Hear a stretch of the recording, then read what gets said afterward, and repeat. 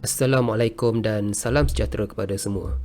Dalam video ini, kita nak belajar standard pembelajaran 2.1.2 menerangkan sumber hidrokarbon. Sumber utama hidrokarbon ialah petroleum ataupun minyak mentah. Petroleum merupakan bahan api fosil kerana terbentuk daripada penguraian bangkai haiwan dan tumbuhan sejak berjuta-juta tahun dahulu. Bangkai haiwan dan tumbuhan laut yang tenggelam di dasar laut kemudiannya ditimbus oleh pasir dan lumpur. Suhu dan tekanan yang tinggi menukarkannya kepada petroleum. Petroleum ialah campuran hidrokarbon, iaitu karbon dan juga hidrogen, sama ada yang berantai pendek atau yang berantai panjang. Petroleum yang berantai pendek, iaitu yang mengandungi beberapa atom karbon sahaja, mempunyai takat didih yang rendah, manakala petroleum yang berantai panjang mempunyai takat didih yang tinggi. Jadi kalau perhatikan, yang ini adalah hidrokarbon rantai pendek, manakala yang ini adalah hidrokarbon rantai panjang. Jadi, molekul hidrokarbon yang berantai pendek, dia mempunyai takat didih yang lebih rendah berbanding molekul hidrokarbon yang mempunyai rantai yang panjang. Ini kerana daya van der Waals antara molekul semakin kuat apabila saiz molekul bertambah. Setiap molekul hidrokarbon ini akan ditarik oleh daya van der Waals. Semakin besar molekul hidrokarbon tersebut, maka semakin besarlah daya van der Waals yang dikenakan terhadap molekul tersebut. Ini menyebabkan takat didih hidrokarbon bertambah apabila saiz molekul hidrokarbon bertambah kerana semakin banyak tenaga diperlukan untuk mengatasi daya tarikan tersebut. Jadi petroleum dia tidak dapat digunakan sebelum diproses. Petroleum perlu diasingkan kepada pecahannya sebelum dapat digunakan melalui proses penapisan. Terdapat dua peringkat dalam penapisan minyak, iaitu yang pertama, penyulingan berperingkat, dan yang kedua, proses peretakan. Terdapat dua peringkat dalam penapisan minyak. Yang pertama, kita lihat dahulu proses penyulingan berperingkat, iaitu pecahan hidrokarbon dalam petroleum diasingkan pada suhu berlainan mengikut saiz hidrokarbon.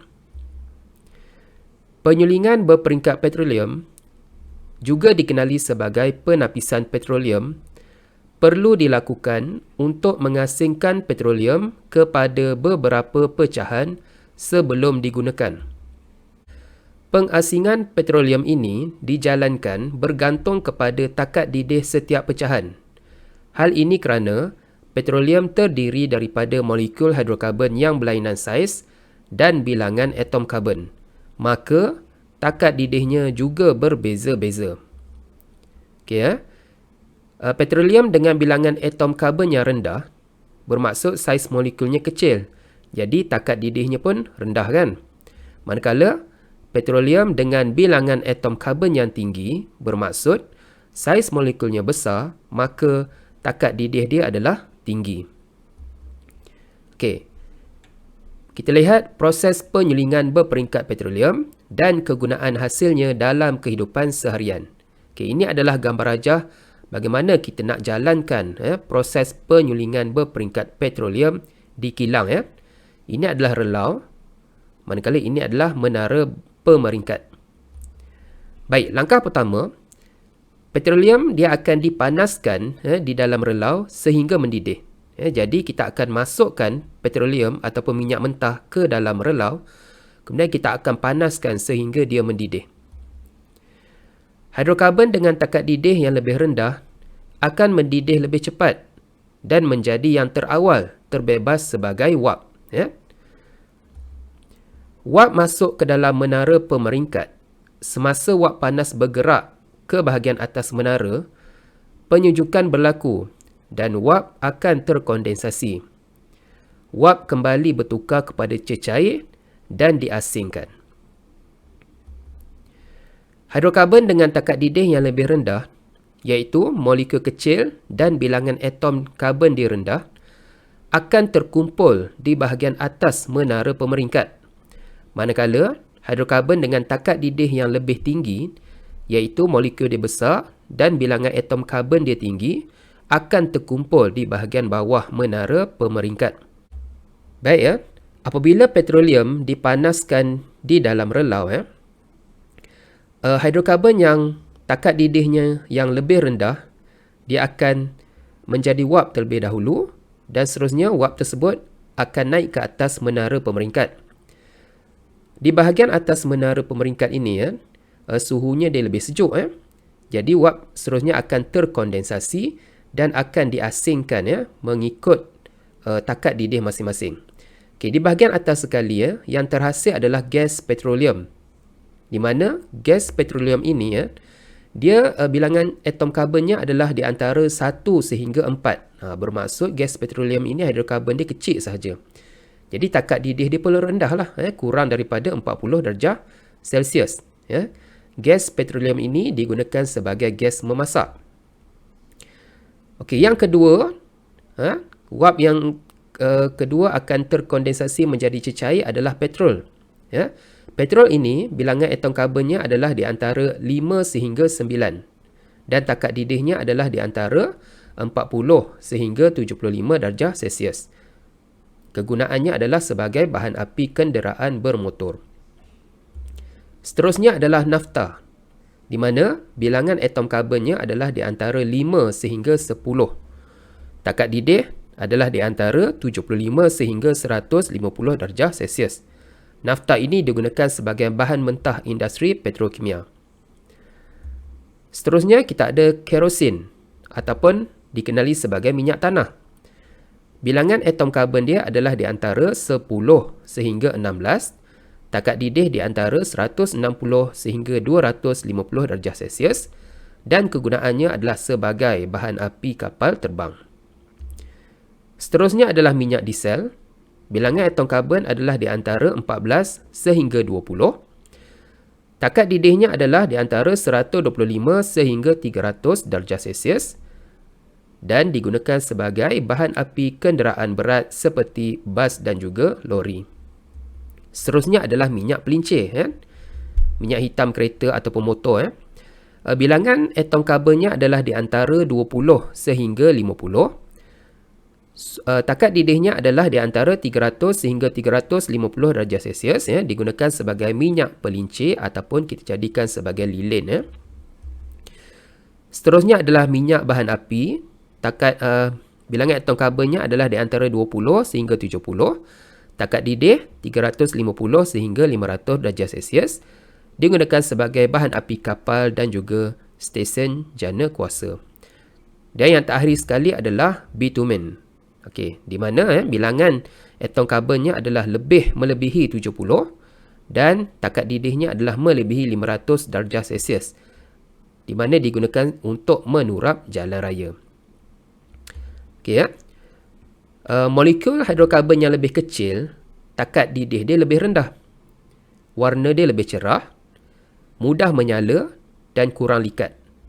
Manakala molekul hidrokarbon yang lebih besar, takat didih dia lebih tinggi, warna dia lebih gelap, susah menyala dan dia lebih likat.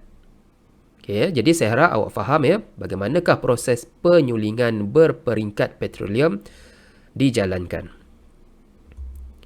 Okey, kita lihat pula sifat-sifat pecahan utama petroleum Jadi tadi kita dah pelajari ini adalah pecahan utama petroleum Awak kena hafal kedudukan dia Kita ada gas petroleum, petrol, nafta, kerosin ataupun minyak tanah, minyak diesel, minyak pelincir, minyak bahan api dan juga bitumen Apabila kita menuruni kumpulan ini saiz molekul dia semakin bertambah besar Jadi apabila kita menuruni kumpulan ini oleh kerana saiz molekulnya bertambah besar, bermaksud takat didihnya semakin bertambah.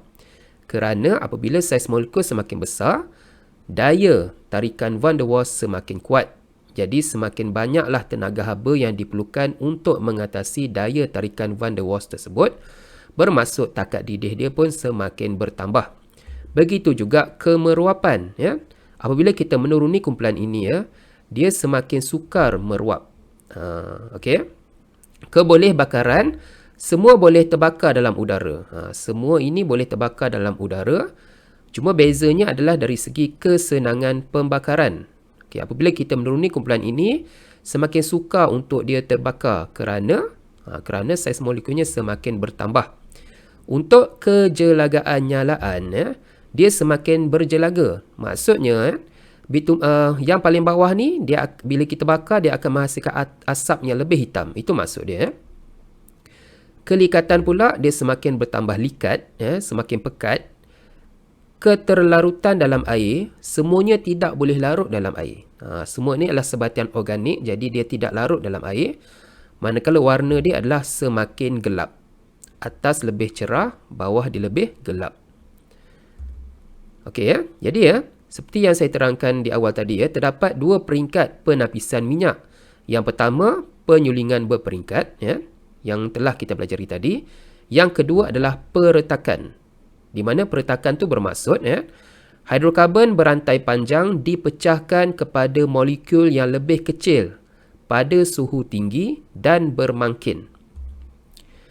Hidrokarbon yang lebih kecil adalah lebih mudah terbakar daripada hidrokarbon yang lebih besar.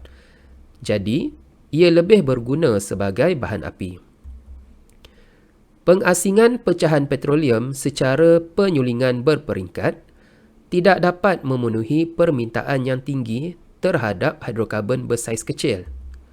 Jadi, untuk mendapatkan hidrokarbon yang lebih kecil, hidrokarbon yang lebih besar akan dipecahkan melalui proses peretakan. Peretakan ialah proses memecahkan molekul hidrokarbon besar menjadi molekul kecil yang lebih berguna. Hasil penyulingan berperingkat tadi kemudiannya akan menjalani proses peretakan, di mana pecahan hidrokarbon molekul besar akan dipanaskan pada suhu yang tinggi dan tekanan yang tinggi. Mangkin campuran aluminium oksida dan silikon 4 oksida biasanya digunakan untuk meningkatkan kadar tindak balas. Proses peretakan akan menghasilkan yang pertama, hidrokarbon yang lebih kecil seperti petrol yang digunakan sebagai bahan api, dan yang kedua, hidrokarbon alkena dan alkana rantai lebih pendek yang digunakan sebagai bahan mentah dalam penghasilan polimer, ubat, deterjen, pelarut, baja dan banyak produk lain yang berguna. Baik, kita lihat contoh tindak balas peretakan hidrokarbon rantai panjang. Contoh 1, ini adalah molekul hidrokarbon rantai panjang.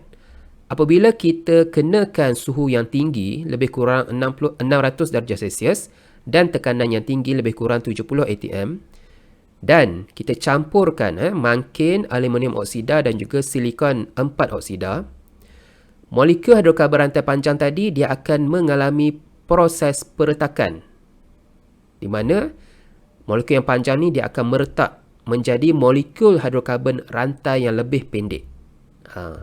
Mungkin terdapat banyak rantai hidrokarbon yang lebih pendek yang lebih berguna daripada molekul hidrokarbon rantai panjang. Contoh kedua, kita ada heptana. Nampak rantai karbon dia panjang, hidrokarbon dia panjang. Jadi apabila kita jalankan tindak balas peretakan, molekul hidrokarbon rantai panjang ni dia akan menjadi rantai yang lebih pendek, yang lebih berguna. Itu maksudnya proses peretakan. Contoh ketiga, kalau awak lihat dekana, dia mempunyai 10 atom karbon dan juga 22 atom hidrogen. Dia panjang ni. Jadi kita jalankan proses peretakan untuk menghasilkan molekul hidrokarbon yang lebih pendek. Nampak? Kita dapat 5 karbon sahaja, dia lebih pendek.